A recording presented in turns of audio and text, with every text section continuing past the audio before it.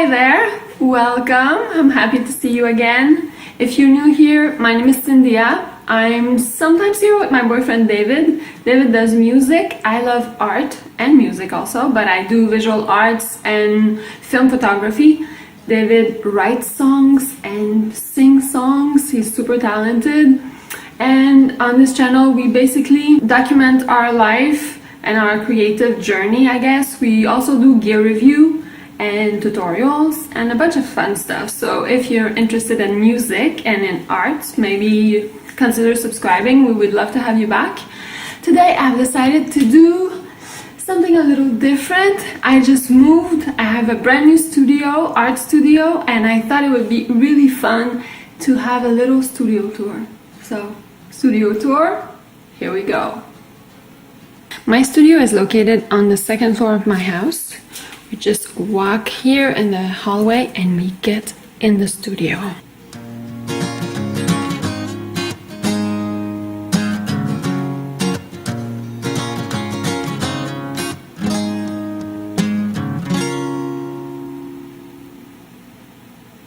There's my working table. It's an old kitchen table that we used to have, and now it's all, well, it's well loved, let's say. And that's where I do a lot of my work and a lot of the tutorials. Now I have a sketchbook, cute little candle. I like the fact that I have a nice view from the window. In this little tin, I keep all my pencils, erasers, and the tools that I use on a regular basis. I have a lamp, and on this wall there, it's a painting that my aunt made.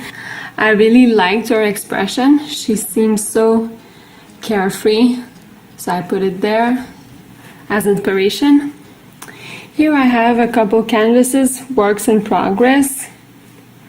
On the other side is where I store all my tools. There's a lot of it. Let's start on the left. These are two carts that I bought at IKEA. The amazing thing about it is that it's on wheels and I could move them and carry them to my table. It's very, very useful and I really recommend them. I could put a link in the description box if you're interested. So I have on the first one all my acrylic paints. I have acrylic tools. This I use to wash my paintbrushes, and different acrylic mediums, apron, and mixing plates. On this cart, I have a few different things. Watercolors. Never tried watercolors yet, really, and I'm planning on starting. So I have them all ready for that.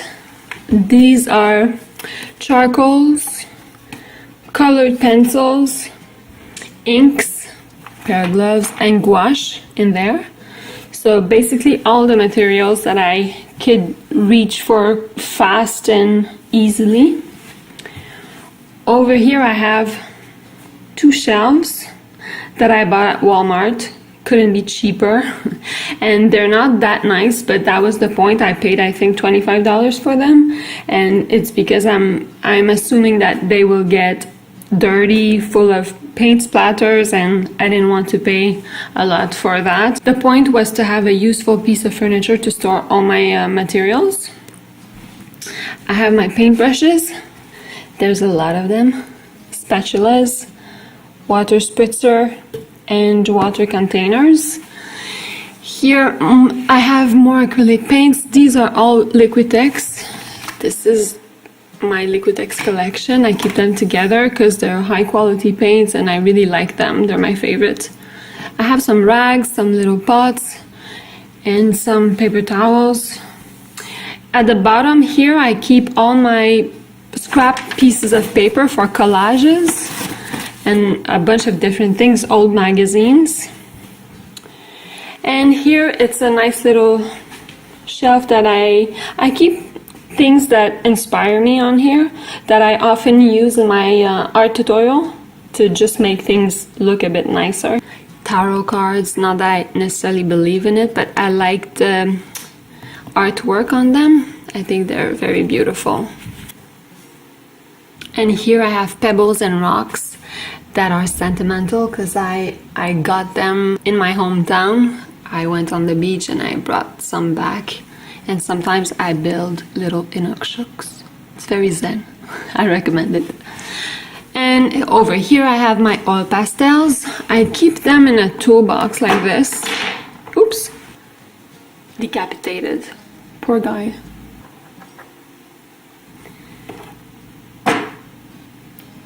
So I keep my pastels here, divided by colors. I think it's pretty useful. And down here I have paper, notebooks, different types of papers, and reference images.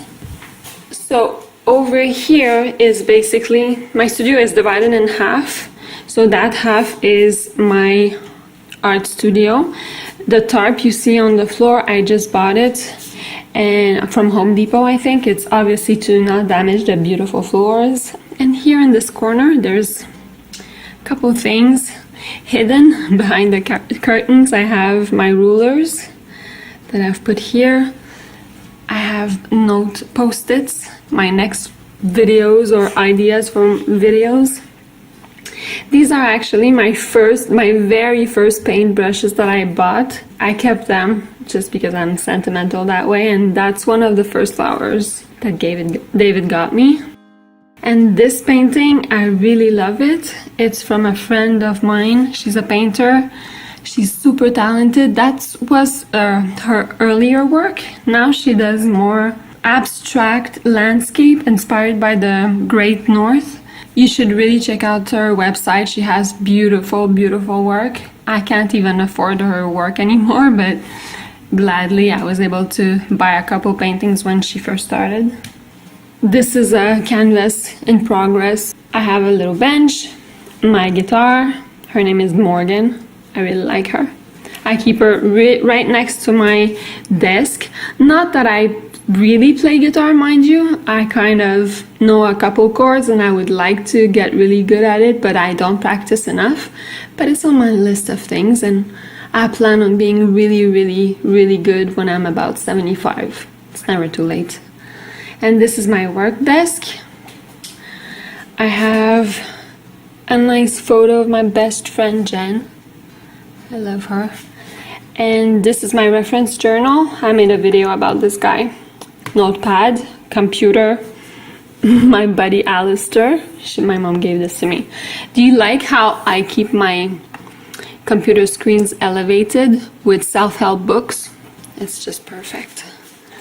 Over here we have some photos of David and I, and hidden in the back, hand cream and pens and stuff. I have my scanner over here and my printer down there.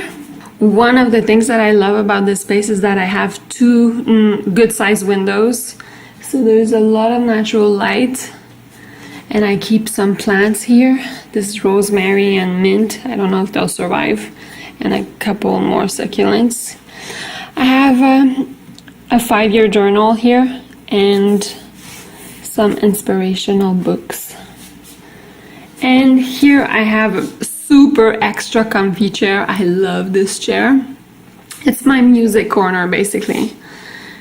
See, this is where we entered the room, and my work table was this way, and on the other end here I made myself a little corner for music practice. As I was saying, I'd like to get really good at guitar and maybe singing with practice, and this is where I kind of jam and have fun.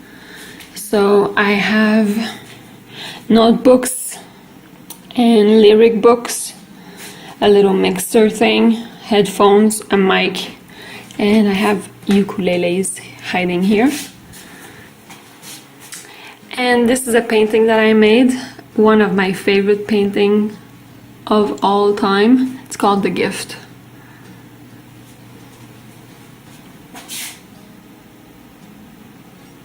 Over here I have a bookshelf where I keep my vintage camera collection. So let me go quickly.